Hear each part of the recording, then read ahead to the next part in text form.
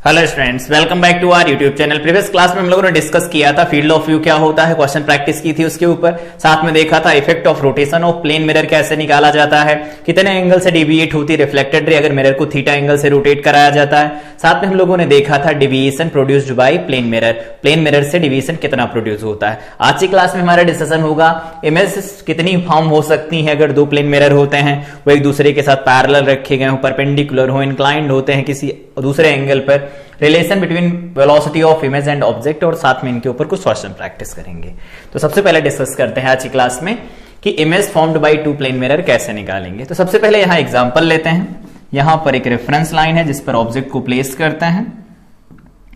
ये reference line है, इसके बीच में एक ऑब्जेक्ट को प्लेस करेंगे। तो सपोज यहां पर एक ऑब्जेक्ट है, इस तरफ मान लेते हैं। यहां पर ये ऑब्जेक्ट ओ रखी गई है। अब इस ऑब्जेक्ट को देखो, ये ऑब्जेक्ट है, इस ऑब्जेक्ट की डिस्टेंस यहां से लगा करके मान लेते हैं 3 मीटर है, ये 3 मीटर है, और यहां से जो डिस्टेंस है ये कितनी है, 2 मीटर है। 2 मीटर है डिस्टेंस हो गई। इसका मतलब है दोनों मिरर के बीच की जो पैरेलल डिस्टेंस है वो कितनी है, 5 मीटर। ठीक है, अब देखो इमेज बनना शुरू होंगी तो इसकी इमेज यहां कहीं पर बनेगी, यहां पर बनेगी। सपोज ये मिरर M1 है हमारे पास और ये मिरर दिया गया है M2।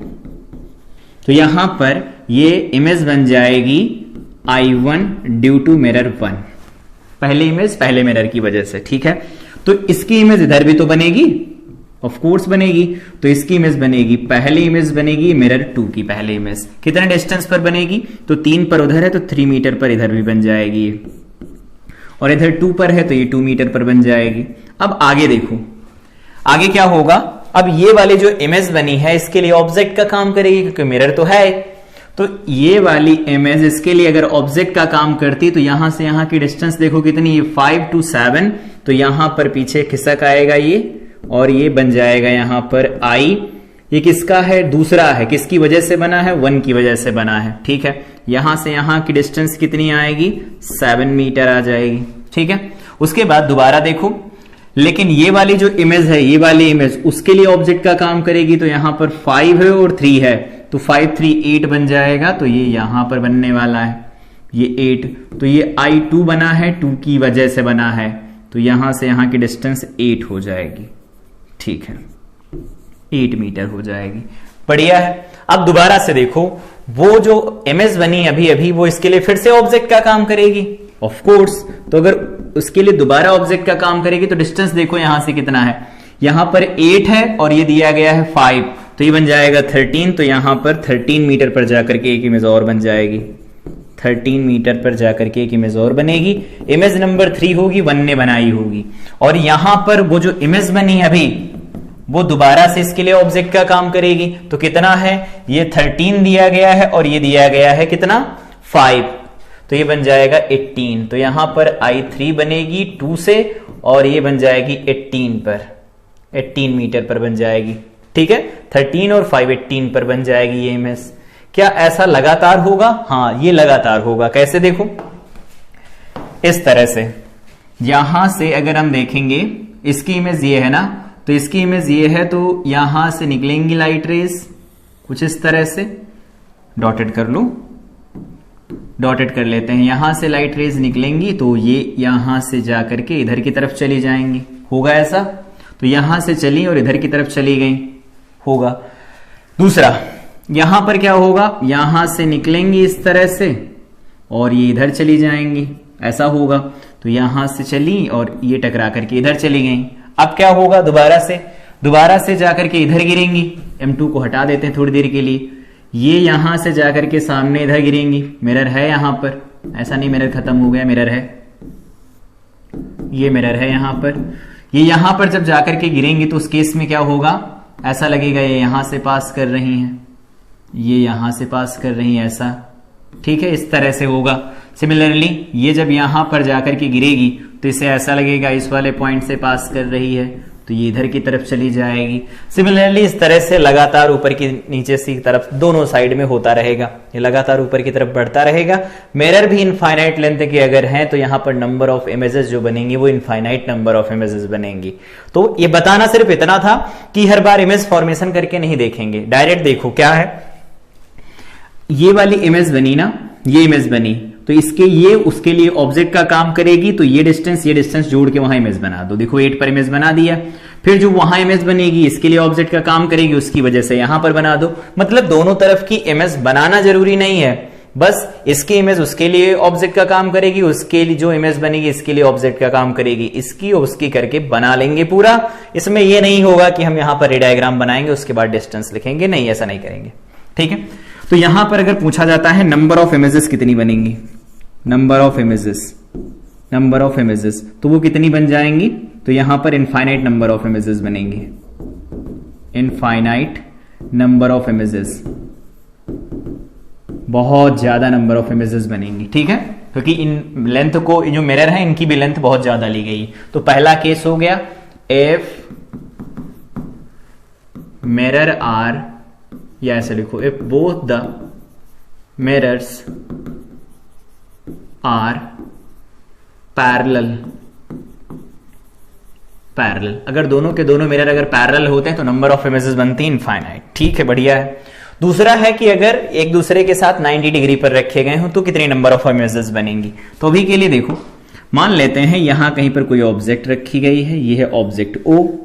ठीक है, इस ऑब्जेक्ट ओ को ध्यान से देखना, अभी बनाते हैं। इसकी वजह से जो यहां पर इमेज बनने वाली है, एक तो इमेज यहां कहीं पर बन जाएगी, यहां कहीं पर इमेज बन जाएगी। ठीक है, इसकी इमेज इसने यहां बना दी, ये M1 है। क्या इसकी ये वाली यहां पर रे आएगी, इधर से जाएगी, टकरा के वापस चली जाएगी। ठीक है, अगर हम बात करते हैं यहां पर कोई लाइट रे गिरेगी तो वो तो इधर चली जाएगी, वापस इस पर नहीं गिरेगी। ठीक है, अब दोबारा देखो, यहां से एक लाइट रे यहां तो आ सकती है ना, कुछ इसके साथ ऐसा हो सकता है, देखो आ सकती, उधर गिरेगी तो उधर चली जाएगी, इधर गिरेगी तो इस पर जाके लग सकती है ऐसा। तो यहां पर आएगी और जाकर के इधर गिरेगी, तो जब जाकर के इधर गिरेगी तो यहां से ये इधर की तरफ जाएगी, यहां पर नॉर्मल बना देंगे, फाइनली ये इधर की तरफ चली जाएगी, ऐसा होगा। ठीक है, सही है। तो अगर ऐसा होगा तो उस केस में क्या बना सकते हैं, देखो यहां से, यहां पर एक लाइट रे तो ये आ गई, आएगी ना, तो इसको पीछे बढ़ाना पड़ेगा हमें, बढ़ा लेंगे ऐसे। सही लग रहा है?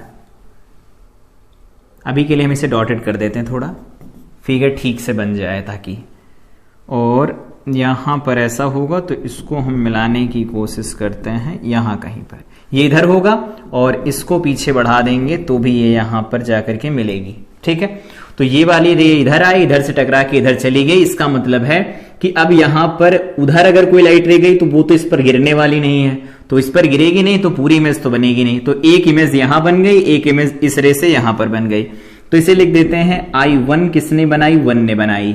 यहां पर क्या है, ये है दूसरी इमेज, ये किसने बनाई है, तो दूसरी इमेज बनाई गई है किसकी वजह से, ये बनाई गई है M1 की वजह से, तो 1 की वजह से।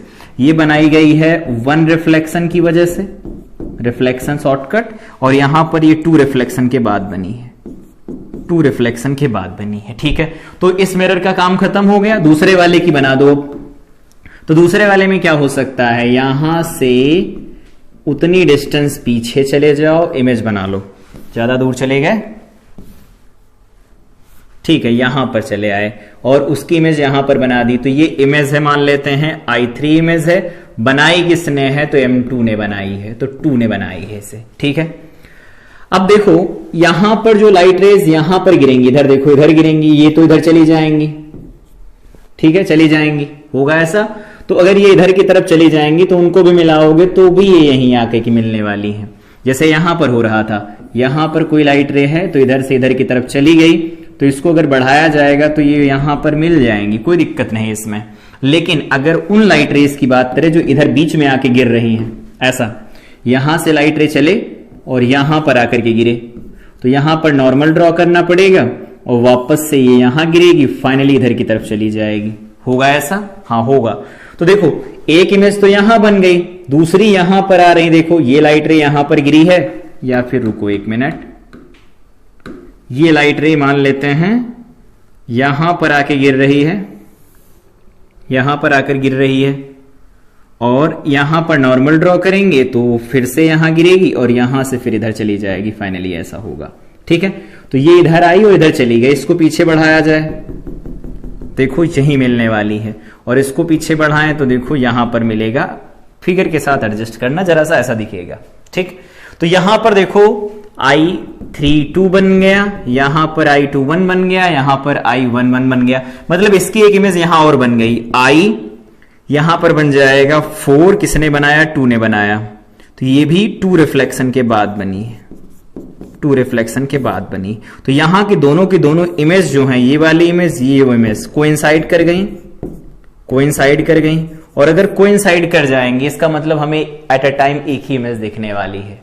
तो बताओ नंबर ऑफ इमेजेस कितनी बनी, गिन लो, एक ये बनी सिंगल रिफ्लेक्शन के बाद, 2 ये बनी है, लेकिन दिखेंगी एक, तो यहां पर 1, 2 और 3, तो यहां पर नंबर ऑफ इमेजेस जो बनेंगी, नंबर ऑफ इमेजेस वो कितनी होंगी, 3 हो जाएंगी। अब यहां से देखो, यहां पैरेलल थे तो ऐसा हो रहा था, यहां पर एक दूसरे के साथ 90 डिग्री का एंगल बना रहे हैं, ऐसा हो रहा है, मतलब अगर 90 डिग्री का एंगल बन रहा है तो उसका रे डायग्राम बनाने में इतनी दिक्कत आ रही है। तो अगर कोई पर्टिकुलर एंगल बदल दिया जाए, जैसे 60 हो जाए, 45 डिग्री हो जाए, 30 डिग्री हो जाए, अगर ऐसा होगा तब तो उसे बनाने में और भी दिक्कत होगी। इसका मतलब क्या है कि हम हर बार रे डायग्राम नहीं बनाने वाले, हर बार रे डायग्राम नहीं बनाएंगे। तो क्या करेंगे फिर, इधर देखो, रे डायग्राम नहीं बनाना तो क्या कर सकते हैं, तो कुछ केस में क्या होते हैं, अगर पहले से पढ़ रखा है तो उसमें कुछ फार्मूले बताया जाता है।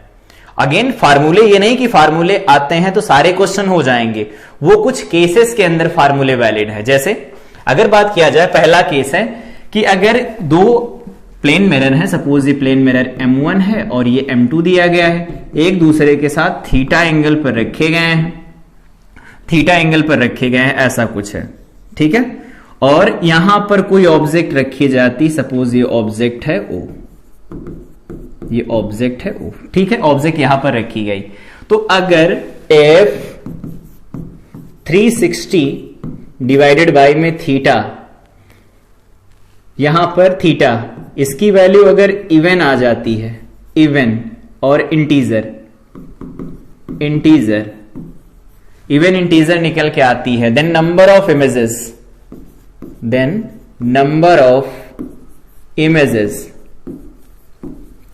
इमेजेस कितनी लिखी जाती, वो लिखी जाती 360 डिवाइडेड बाय में थीटा -1। ये होता है फार्मूला, ध्यान रखना इस बात का, ये बनेगा, मतलब फार्मूला इस तरह से काम करने वाला है कि अगर 360 बाई थीटा इंटीजर है, फिर से रिपीट करते हैं, इंटीजर है, अगर इंटीजर नहीं होगा तो ये काम नहीं करेंगे, तो नहीं होगा तो उसके लिए भी सर्कुलर मेथड डिस्कस करेंगे। लेकिन अगर छोटे छोटे क्वेश्चन हो रहे हैं, जैसे नीट के क्वेश्चन हो गए, वो डायरेक्टली यहां से हो जाएंगे, बोर्ड के क्वेश्चन हो जाएंगे यहां से, लेकिन एडवांस के क्वेश्चन यहां से नहीं होंगे, तो उसके लिए भी देखेंगे सर्कुलर मेथड। लेकिन अभी के लिए याद रखेंगे कि अगर ऑब्जेक्ट कहीं पर भी इनके बीच में रखी गई हो, सिमेट्रिकल हो या अनसिमेट्रिकल हो, सिमेट्रिकल हो और अनसिमेट्रिकल हो, इससे कोई फर्क नहीं पड़ता, number of images 360 by theta -1 लिखी जाएंगी, ठीक है।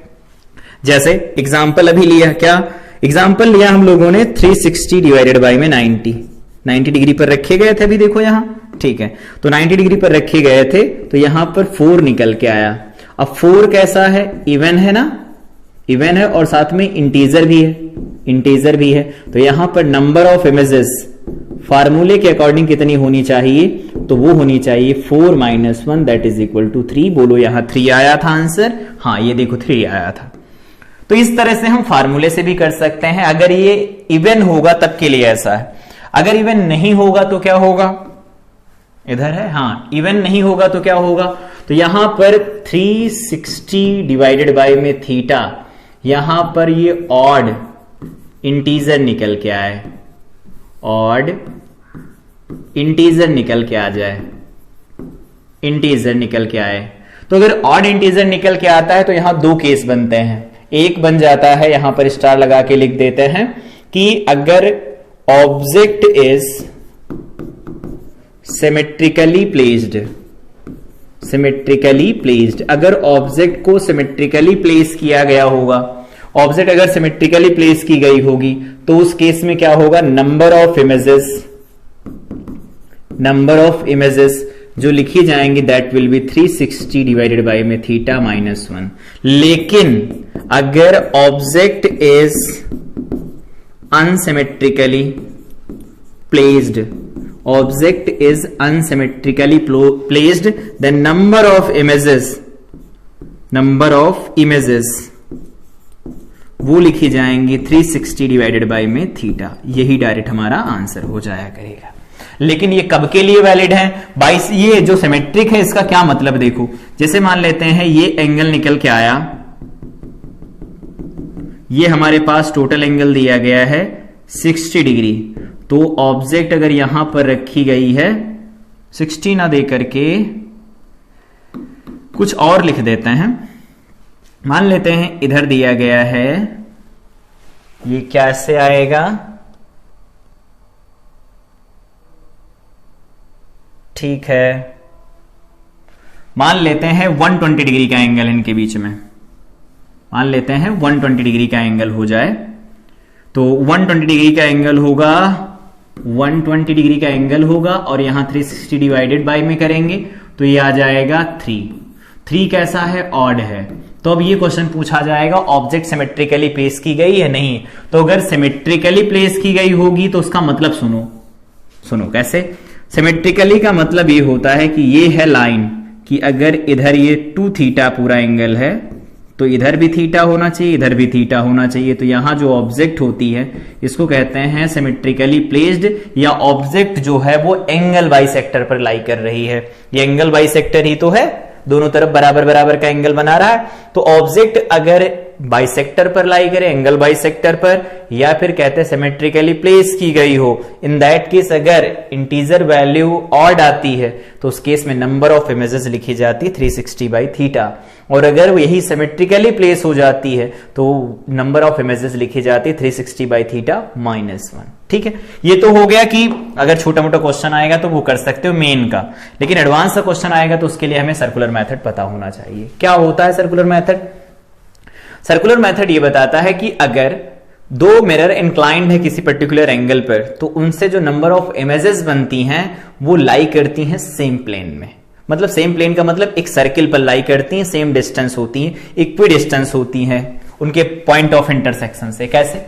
जैसे अभी बात करते हैं, वो समझते हैं क्या है। अगर यहां से देखेंगे, मान लेते हैं कि ये ऐसा कुछ है,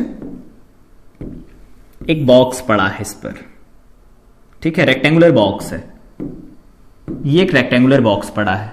अब इसकी जो इमेज बनेगी वो कैसी बनेगी वो बताना है, तो इसकी इमेज भी वही बनेगी। यहां से ये ए मान लेते हैं, ये बी है, तो अगर यहां पर नीचे देखोगे, बढ़ाओगे तो इसकी जो इमेज बनने वाली है वो कैसी बनेगी देखो।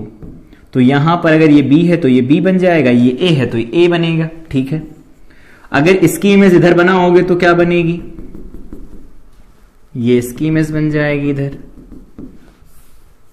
ठीक है, ये इमेज बन जाएगी। तो देखो ये अगर B है तो ये वाला B बन जाएगा, ये A है तो ये डिस्टेंस पीछे बन जाएगी इमेज। फिर दोबारा से देखो ये वाले में, ये ऐसा, अगर ये A है तो ये बन जाएगा, ये B है तो B बन जाएगा। होगा ना? इसका क्या मतलब है? इसका मतलब ये है कि अब अगर हम यहां से डिस्टेंस निकाल लें, ये वाले डिस्टेंस, तो क्या होगी? तो कहोगे square root over A square plus B square. ये ऑब्जेक्ट है, मान लेते हैं ये पॉइंट A है, इस A पॉइंट की डिस्टेंस है। ठीक है, इसकी इमेज देखो यहां पर बन रही है, तो कहोगे सर यहां से इमेज निकाल लेते हैं, डिस्टेंस कितनी आएगी, तो ये बनेगी A square plus B square. कोई दिक्कत नहीं। यहां से अगर ये डिस्टेंस निकालें तो इसमें कोई भी दिक्कत नहीं, ये भी वही आएगी A square plus B square. यहां से अगर निकालें ये वाले डिस्टेंस तो वो भी निकल के आएगी square root over A square plus B square. I think ये दोनों चीजें समझ में आई होंगी। ये मिरर M1 है और ये मिरर M2 है। तो इससे ये पता लग रहा है कि जो इमेजेस बनने वाली हैं ये A डैश बन जाएगी, यहां पर ये जो बनेगी मान लेते हैं डबल डैश, और ये जो बनेगा ट्रिपल डैश। ठीक है, अब इस A की इमेज हम लोगों ने देख लिया। ये जैसा था वैसा ही यहां बनेगा, कुछ खास नहीं होगा उसमें, लेकिन ये पता चल गया कि ए यहां तो उसकी इमेज यहां बनेगी, जितने डिस्टेंस यहां से उतनी डिस्टेंस यहां से, उतनी ही डिस्टेंस यहां से उतनी डिस्टेंस यहां से, और किसी पर्टिकुलर पॉइंट से अगर डिस्टेंस बराबर होती है किसी पॉइंट की तो उसका जो लोकस निकल के आता है दैट इज सर्कल होगा। इसका क्या मतलब है? इसका मतलब है जितनी ये इमेजेस बन रही हैं वो एक पर्टिकुलर सर्कल में लाई करने वाली हैं। ये सब के सब कहां होंगी? किसी पर्टिकुलर सर्कल में होंगी। अगर ये सर्कल नहीं लग रहा है, बना देते हैं दोबारा से, लगना चाहिए।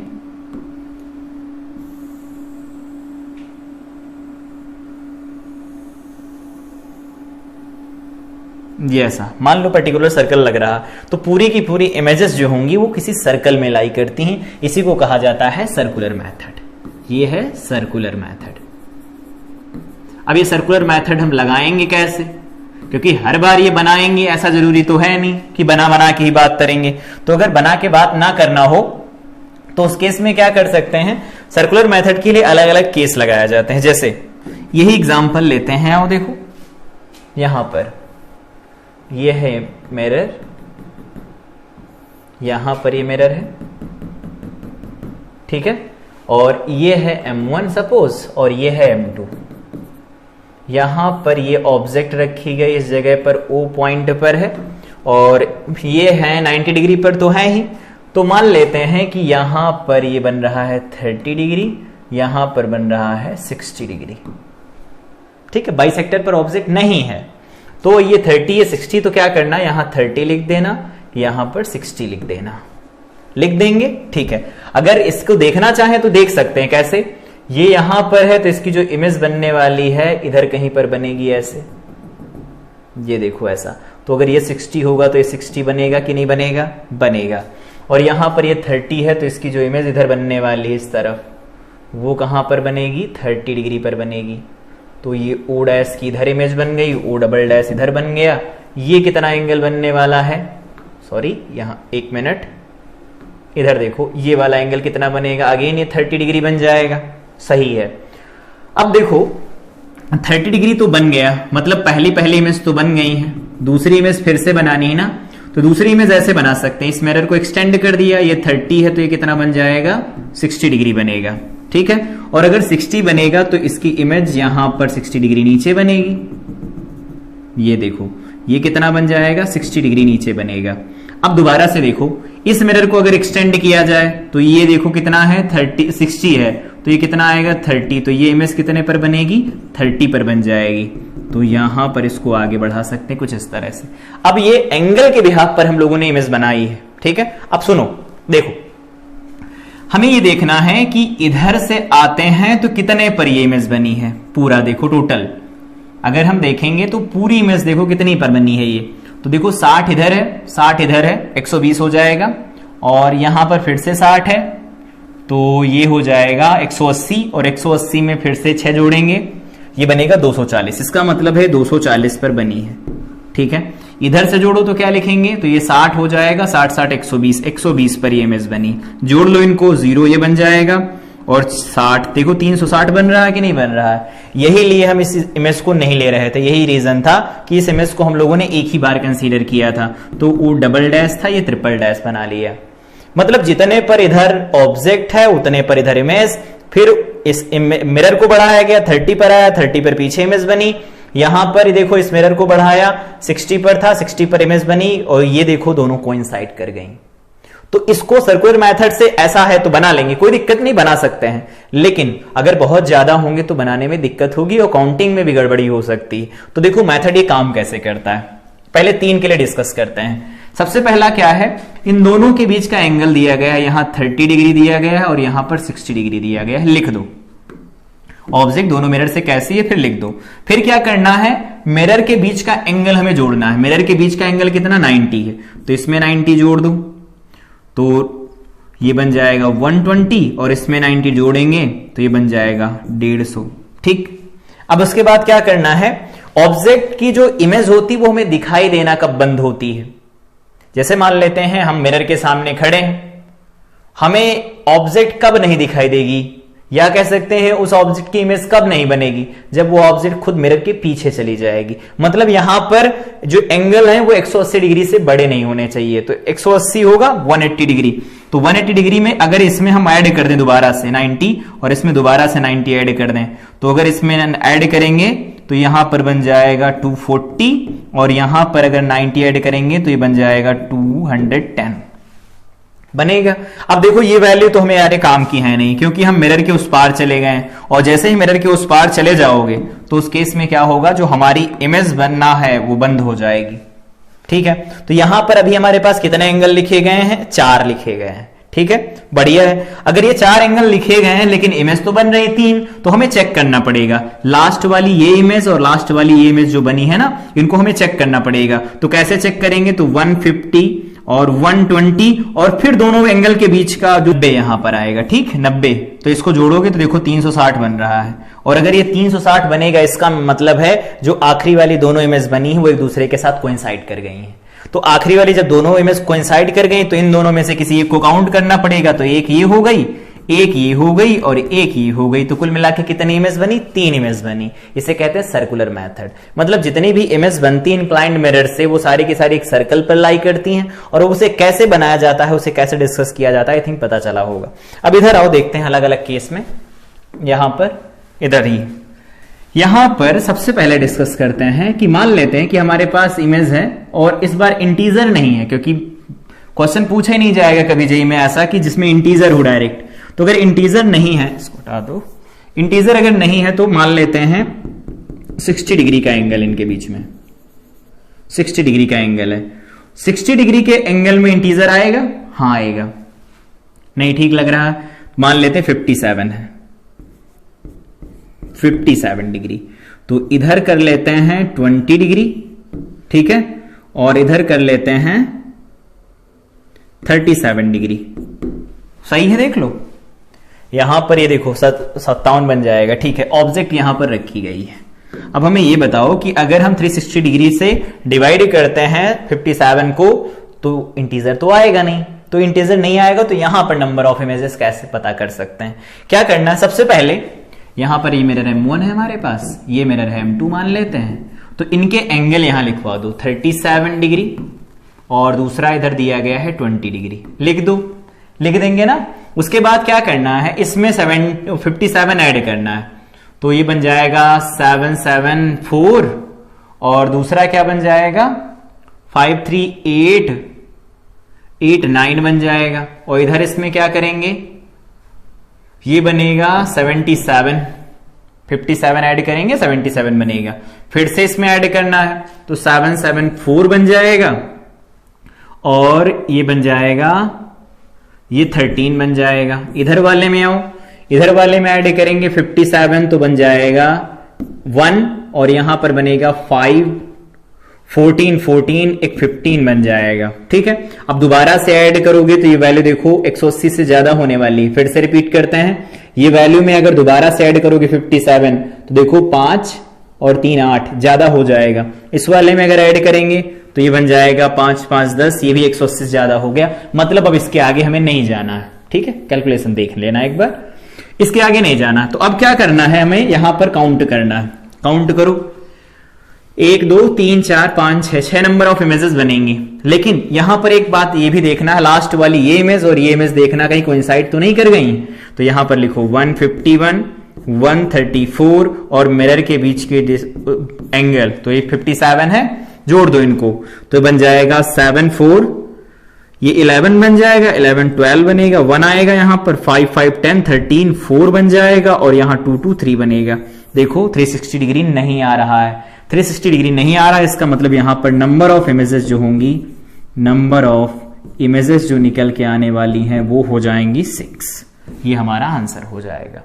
मतलब कैसा भी एंगल दिया गया हो, इवन फ्रैक्शन में भी एंगल दिया गया हो, कोई फर्क नहीं पड़ता, हम दोनों के बीच का एंगल लिखेंगे। मतलब ऑब्जेक्ट कहां है, इधर का, मतलब दोनों मिरर उस ऑब्जेक्ट की और इंटरसेक्शन पॉइंट को मिलाने वाले लाइन से कितना एंगल बना रहे वो एंगल लिख देना है। फिर दोनों मिरर के बीच का एंगल जोड़ते जाना दोनों तरफ, तब तक जोड़ना जब तक हम 180 डिग्री को क्रॉस नहीं कर जाते। उसके बाद रुक जाना है, लास्ट वालों को चेक कर लेना है एक बार कि कोइंसाइड तो नहीं कर रहे हैं। वैसे जनरली करेंगे तो डायरेक्ट दिखेगा कि 360 डिग्री बन रहा है, नहीं बन रहा होगा तो ठीक है, टोटल नंबर ऑफ जो एंगल्स होंगे वही होंगी नंबर ऑफ इमेजेस। ठीक है, आई थिंक सर्कुलर मेथड समझ में आया होगा। अप्लाई कैसे किया जाता है, बनाना हो तो बना भी सकते हैं, लेकिन बनाना कॉम्प्लिकेटेड हो सकता है अगर एंगल इससे कम हुआ तो, इसीलिए इसको हम लोगों ने डिस्कस किया।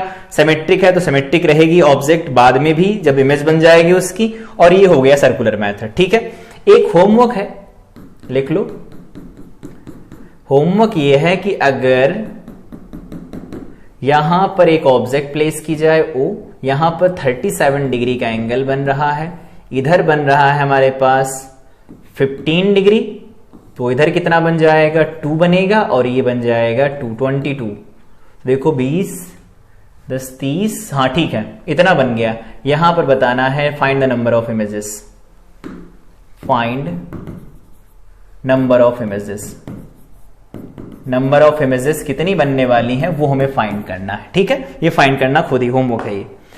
अगला टॉपिक है हमारा आज का, relation between velocity of object and image. इसको कैसे डील कर सकते हैं ये पढ़ाएं, उससे पहले देखो क्लास 11th में पढ़ा होगा, अगर नहीं पढ़ा है तो उसे कहते हैं रिलेटिव वेलोसिटी। रिलेटिव वेलोसिटी क्या होता है, जैसे मान लेते हैं दो ऑब्जेक्ट मूविंग हैं, मूव कर रही हैं, सेम डायरेक्शन में भी हो सकती हैं, अपोजिट डायरेक्शन में भी हो सकती हैं, तो क्या करते हैं हम दोनों की मैकेनिक्स या काइनेमेटिक्स एक साथ ना लगा करके एक की लगाते हैं और उसको दूसरे के रेस्पेक्ट में रिलेट कर लेते हैं। जैसे मान लो अगर कोई गाड़ी जा रही है, गाड़ी के अंदर कोई बैठा हुआ है और गाड़ी के बाहर कोई बैठा हुआ है, ठीक है, तो गाड़ी के अंदर जो बैठा हुआ है उसके रेस्पेक्ट में वो गाड़ी रुकी हुई है, और बाहर जो बैठा हुआ है उसके रेस्पेक्ट में गाड़ी चल रही है। तो जब भी कभी हम रिलेटिव देते हैं तो रिलेटिव जिसके रेस्पेक्ट में दिया जाता है ना, उसको हम रोक देते हैं और उसकी वेलोसिटी सामने वाले को दे देते हैं। जैसे कभी ऑब्जर्व किया हो कि हम अगर किसी को ओवरटेक कर रहे होते हैं तो उस केस में अगर वो 50 किलोमीटर पर आवर से जा रहा है और हम 55 किलोमीटर पर आवर से जा रहे हैं, तो जो जिसको हम ओवरटेक कर रहे हैं उसके अंदर से हमें कोई देखेगा तो वो 5 किलोमीटर पर आवर से हमें देखेगा। ठीक है, मतलब क्या है, उसको हमने वहां पर उसको रोक दिया, उसके रेस्पेक्ट में अब हमारी बात की जा रही, मतलब उस पर से हमें देखा जा रहा है। इसका अपोजिट एक एग्जांपल लिया जाए, दो गाड़ियां एक दूसरे के सामने की तरफ आ रही, तो ऑब्जर्व किया होगा ऐसा लगता है कि बहुत तेजी से आ रही, पर ऐसा नहीं, वो आती बराबर बराबर जितने डिस्टेंस ट्रेवल करके आ रही, वेलोसिटी ट्रेवल करके आ रही, वो सब अलग है। बस ये हो रहा है कि जब हम इधर से बढ़ते हैं वो उधर से बढ़ता है, तो दोनों के बीच की डिस्टेंस कम होती है, और दोनों के बीच की डिस्टेंस कम होती है तो हमें एक के रेस्पेक्ट में जब दूसरे को देखते हैं ना, तो उस केस में क्या होती है, दोनों की वेलोसिटीज ऐड हो जाती हैं, और जब दोनों की वेलोसिटीज ऐड होती तो हमें ज्यादा तेजी से आती हुई दिखाई देती हैं। ये है क्लास 11th की। लेकिन 12th में क्या करना है, 12th में यह है कि अगर हमारे पास ये मिरर दिया गया और यहां पर कोई ऑब्जेक्ट है, ये हमारे पास कोई ऑब्जेक्ट है और ये ऑब्जेक्ट मूव कर रही है, सपोज इस तरफ मूव कर रही है, ठीक है, ऑब्जेक्ट इस तरफ मूव कर रही है, अगर ये इस तरफ मूव कर रही है, ऑब्जेक्ट मूव कर रही है, इधर मूव कर रही है, तो आई थिंक ये समझ में आया होगा कि इसकी जो इमेज इधर बनने वाली है वो भी इधर मूव करेगी, इस तरफ मूव करेगी उल्टा। ऐसा होगा कि नहीं होगा? हाँ होगा, ये ऑब्जेक्ट है तो इसकी इमेज इधर की तरफ मूव करेगी। ठीक है, यहां पर हम पहला केस डिस्कस कर रहे हैं। केस पहला केस क्या है, along the line perpendicular to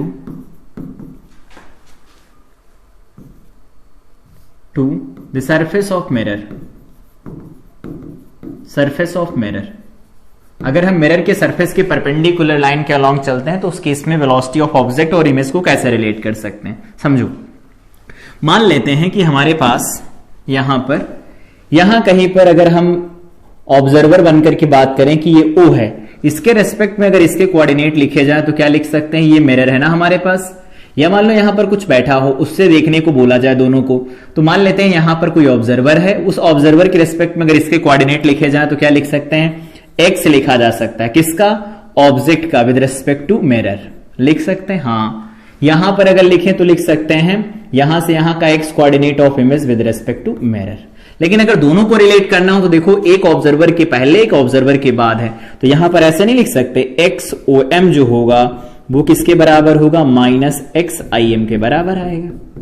ये ऐसा समझ सकते हैं। तो ये कोऑर्डिनेट के फॉर्म में रिलेट कर लिया। अब कोऑर्डिनेट को अगर रिलेट कर लिया है तो अगर हम टी के रेस्पेक्ट में डिफरेंशिएट कर दें, differentiate with respect to t, t के रेस्पेक्ट में डिफरेंशिएट कर दें तो ये क्या है, कोऑर्डिनेट है ना। कोऑर्डिनेट को अगर करेंगे हम डिफरेंशिएट, वेलोसिटी आएगी, तो यहां पर velocity of object with respect to mirror मिलेगा, is equal to vector form में लिख लो, ये वेक्टर फॉर्म में है, तो वेक्टर फॉर्म में अगर लिखेंगे तो minus velocity of image with respect to mirror आ जाएगा। ये हमारे पास एक्चुअल फार्मूला होता है। अब इसको यहां से ओपन कर देते हैं। पढ़ा होगा क्लास 11th में कि अगर हम velocity of a with respect to b लिखते हैं तो velocity of a minus velocity of b लिखा जाता है। मतलब जिसके रेस्पेक्ट में लिखते हैं वो रुका हुआ होता है, ठीक है, और उसकी वेलोसिटी सामने वाले को दे दी जाती है।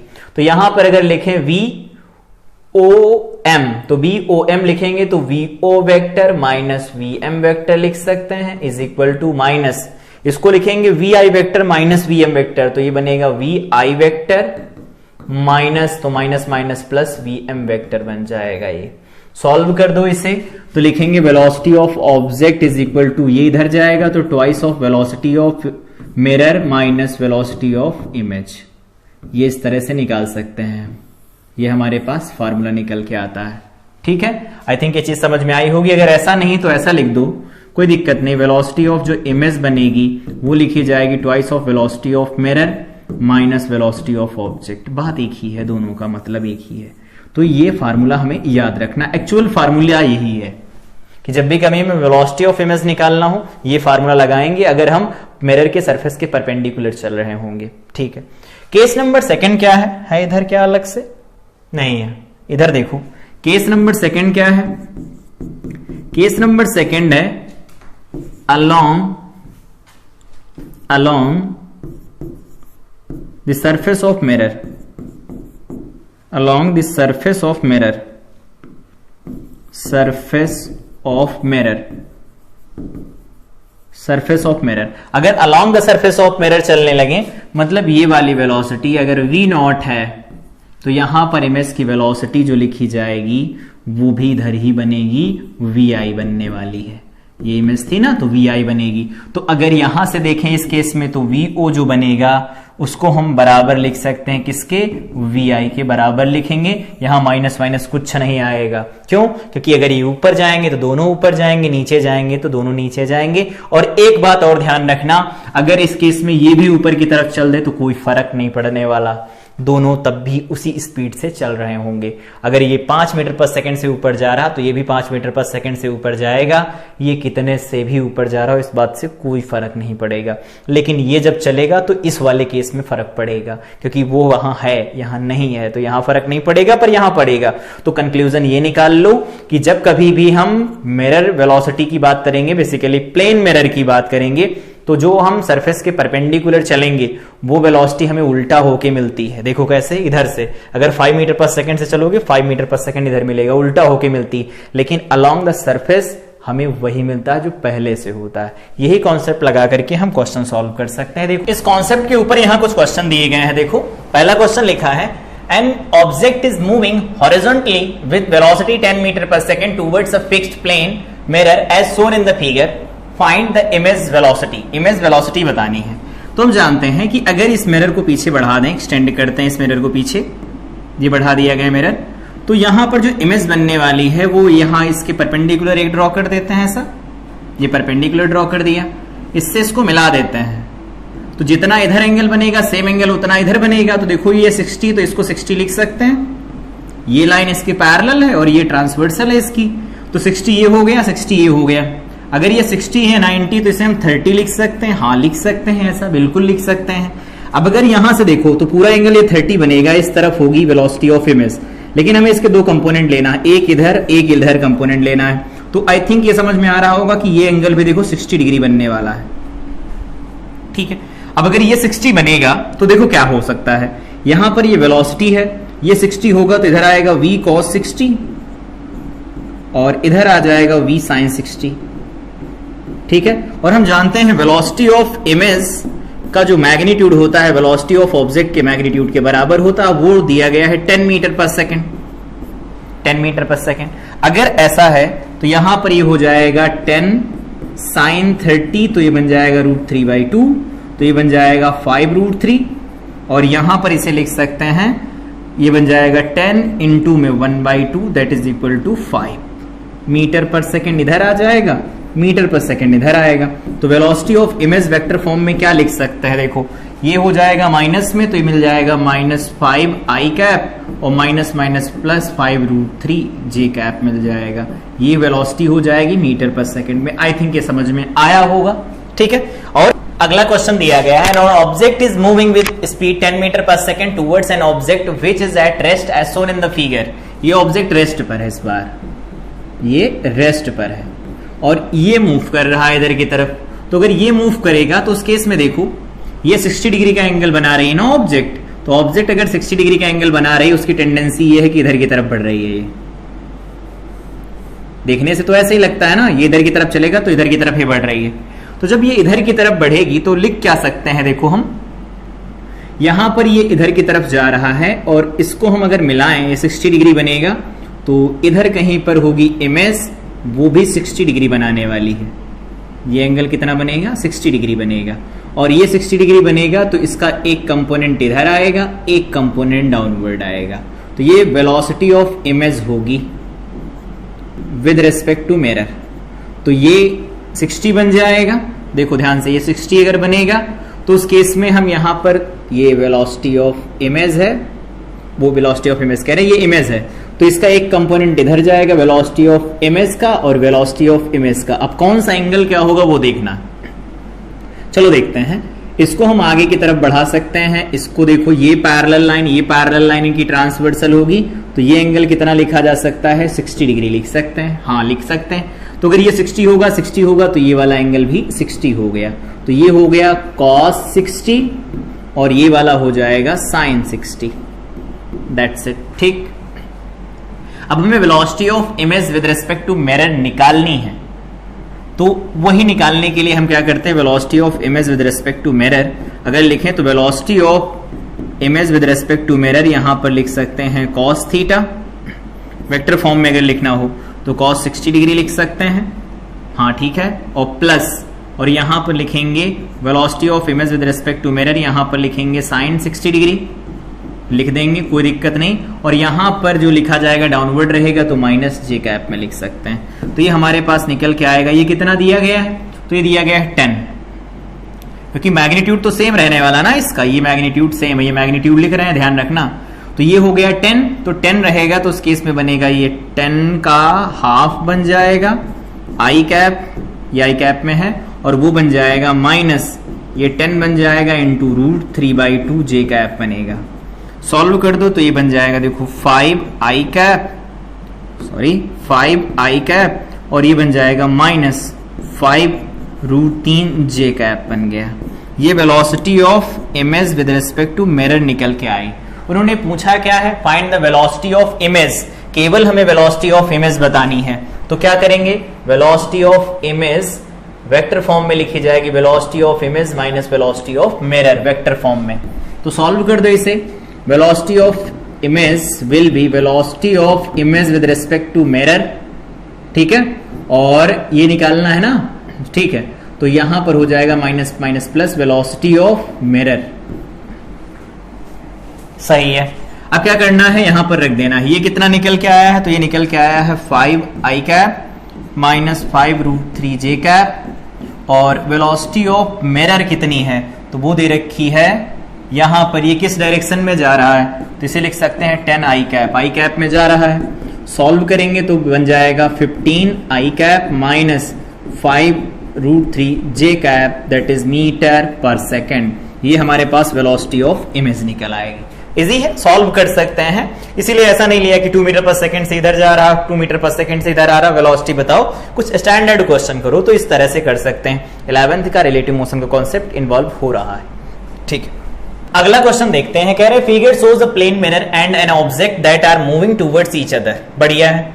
कह रहे इमेज, वेलोसिटी ऑफ इमेज बताओ। तो समझो, इधर हम लोगों ने अभी डिस्कस किया थ्योरी के अंदर कि अगर मिरर का इधर कंपोनेंट कोई आता है दोनों के परपेंडिकुलर, इधर ये चल रहे इधर तो इमेज चल रही होगी इधर, तो ये इधर जाएगा, तो उस केस में इसका एक ही कंपोनेंट हम लेंगे, ये कुछ भी नहीं है, बस एक कंपोनेंट है इधर कि ये 5 का 30 के साथ कंपोनेंट, तो 5 cos 30 इतने से मिरर चल रहा है। यहां पर ऑब्जेक्ट है तो वेलोसिटी ऑफ ऑब्जेक्ट लिख देंगे वेक्टर फॉर्म में, तो लिखेंगे 5 i कैप और ये बनेगा j कैप में, तो इसे लिख देंगे प्लस 5 √3 j कैप।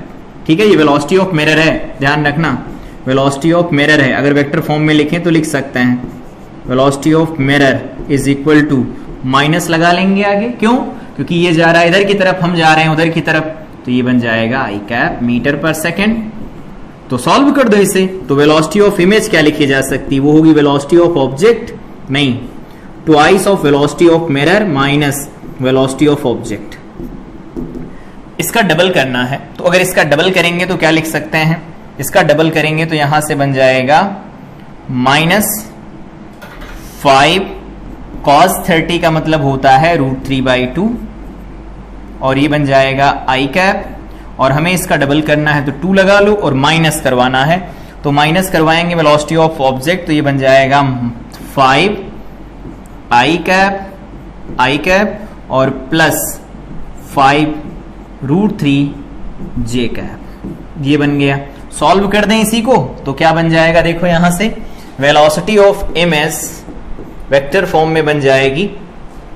यहां पर देखो ये जो निकल के आएगी वैल्यू, 2 से 2 तो कैंसिल हो गया, तो -5 √3 ये बन जाएगा √3 i कैप, ठीक है, और -5 i कैप, सही है, और -5 √3 j कैप बनेगा। एक बार फिर से चेक कर लो, ये है वेलोसिटी ऑफ ऑब्जेक्ट, ठीक है, ट्वाइस वेलोसिटी ऑफ मिरर, ठीक।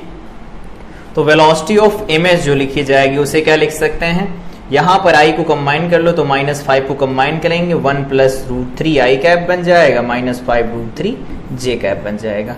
कंबाइन करके आंसर निकाल सकते हैं, डायरेक्ट ये रिजल्ट आ जाएगी। ठीक है, अगला है, चेक करना होगा, चेक कर लेना कि कैसे किया गया है। इसका हमें एक ही कंपोनेंट लेना है जो इनके परपेंडिकुलर आएगा डायरेक्शन के, ये इधर कितने से भी बढ़े इनकी कोई वेलोसिटी के ऊपर फर्क नहीं पड़ने वाला।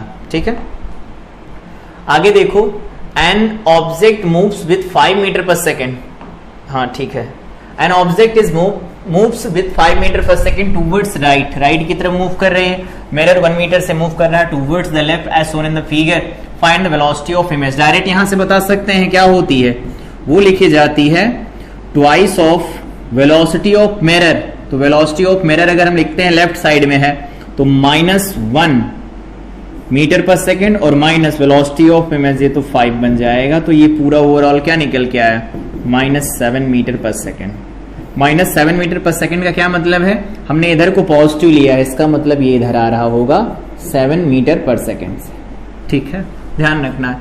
अगर ऐसा नहीं करना तो डायरेक्ट कर सकते हो, कैसे, ये 5 है ये 1 है ना, तो ओवरऑल ये किससे बढ़ रहा होगा, 6 मीटर पर सेकेंड से।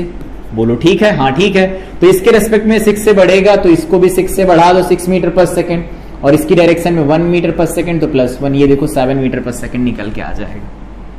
ठीक है, ऐसे कर सकते हैं।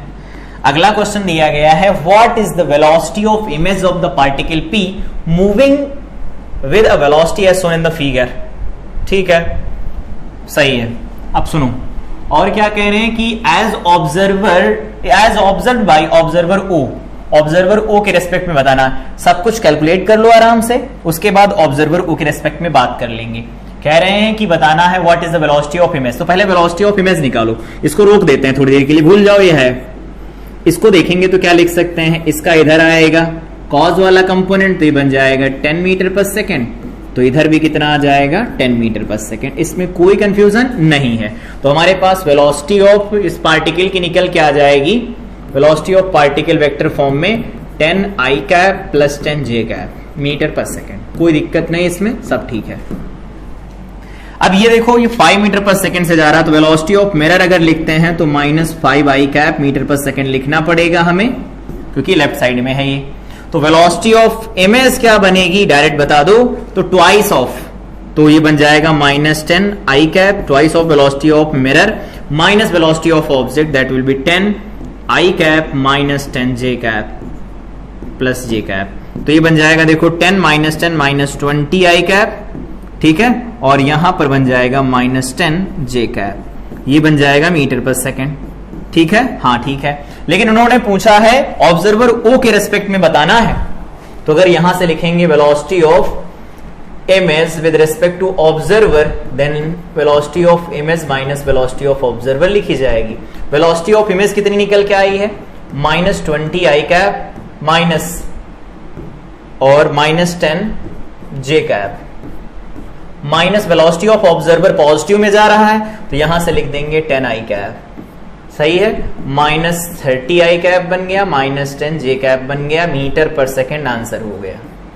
मतलब कुछ करना नहीं था, वेलोसिटी ऑफ इमेज निकालनी है, बाद में यहां पर रिलेटिव मोशन का कॉन्सेप्ट लगा करके सॉल्व कर देना, आंसर आ जाएगा। इसके बाद यहां पर ये टाइप अगला हो गया, ये अगला टाइप हो गया, ठीक है। यहां कुछ होमवर्क लिख देते हैं। देखो सपोज हमारे पास यहां पर एक मिरर दिया गया है, इधर एक ऑब्जेक्ट इधर चल रही 2 मीटर पर सेकेंड से, ठीक है, और मिरर इधर चल रहा 1 मीटर पर सेकेंड से, तो VI बताना है, ठीक है। ये A हो गया। B देखो, B में ऐसा है, ये ऐसा है, और ये हमारे पास कुछ इधर की तरफ चल रहा है, ये हमारे पास 37 डिग्री दिया गया है, ये 10 मीटर पर सेकेंड है, और ये भी इधर की तरफ चल रहा 5 मीटर पर सेकेंड से। तो यहां पर VI बताना है वेक्टर फॉर्म में कि क्या होगा। यहां क्वेश्चन दिया गया है कुछ इस तरह से कि अगर ऐसा दिया गया हो, ऐसा, और या ऐसा ना देकर के ऐसा है, ये ऐसा क्वेश्चन दिया गया है, ये इधर की तरफ चल रहा है 2 मीटर पर सेकेंड से, ये जो इंक्लिनेशन है वो कितना है 60 डिग्री है, तो ये बताना है वेलोसिटी ऑफ इमेज क्या निकल के आने वाली है। ये हमारे पास 3 क्वेश्चन दिए गए हैं, ये होमवर्क है, खुद से ही ट्राई करना है और इनको सॉल्व करना है कि कैसे कैसे करना है। अगर पूरे कॉन्सेप्ट समझ में आए हो तो ट्राई कर सकते हैं, कोई दिक्कत नहीं होगी। तो ये आज का कॉन्सेप्ट था जिसमें पढ़ा वेलोसिटी ऑफ इमेज कैसे निकाली जाती है, अगर ऑब्जेक्ट मूव करती है, मिरर मूव करता है, तो यहां पर हम लोगों ने उसके अलग अलग केस देख लिए। यहां पर देख लिया कि कॉन्सेप्ट ये होगा हमारे पास फार्मूला तब का जब हम उसके पैरेलल चलेंगे, मतलब परपेंडिकुलर चलेंगे सरफेस के, और पैरेलल चलेंगे तो कोई चेंज नहीं आएगा, ठीक है। यहां पर हम लोगों ने देख लिया कि सर्कुलर मेथड क्या होता है सॉल्व करने का, कि नंबर ऑफ इमेजेस निकालनी हो। बाकी बुकिज लैंग्वेज में तो ये फार्मूला सब जगह मिल जाएगा, देख लेंगे अपने हिसाब से। यहां पर देखो मेथड कैसे अप्लाई किया जाता है, अगर हमें रिफ्लेक्शन से बनाना पड़े इमेजेस तो कैसे बना सकते हैं। तो यहां पर ये आज की क्लास थी जिसमें इमेज फॉर्मेशन पढ़ा हम लोगों ने कि इमेज फॉर्मेशन कैसे किया जा सकता है प्लेन मिरर से, नंबर ऑफ इमेजेस कैसे निकाली जाती हैं, relation between image velocity and object velocity, साथ में कुछ क्वेश्चन प्रैक्टिस की। अगली क्लास में इसके आगे हमारा डिस्कशन होगा। यहां पर प्लेन मिरर के जितने भी कॉन्सेप्ट थे वो कंप्लीट हो जा रहे हैं। अगली क्लास में हमारा इसके आगे डिस्कशन होगा, 4th लेक्चर है, 5th में हम इसके ऊपर क्वेश्चन प्रैक्टिस करेंगे। डिफरेंट टाइप के क्वेश्चंस होंगे, उनके ऊपर प्रैक्टिस करेंगे कि हाँ कि अलग अलग टाइप से अगर क्वेश्चन, जब तक कितने कॉन्सेप्ट पढ़े उन सबको एक साथ सम अप करना है हमें। तो अगली क्लास में इसके क्वेश्चन प्रैक्टिस करेंगे। तो तब तक के लिए जितनी भी क्लास हुई हैं प्लेन मिरर की उन सबको रिवाइज करें। मिलते हैं अगली क्लास में, till then I wish you